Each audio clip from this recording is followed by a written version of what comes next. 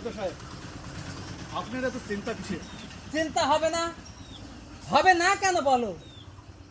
আজকে ওই যে বেদের মেয়ে জোৎস্নাকে আমি যে ভালোবাসি, আজকে আসার কথা ছিল। আমি তো তার জন্যই দাঁড়িয়ে আছি। বেদের মেয়ে জোৎস্না বেদের মেয়ে জোৎস্না, এখানে আসবে?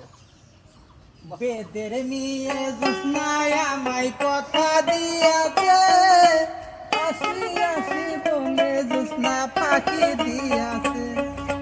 বেদের মেয়ে জোৎস্না আমায়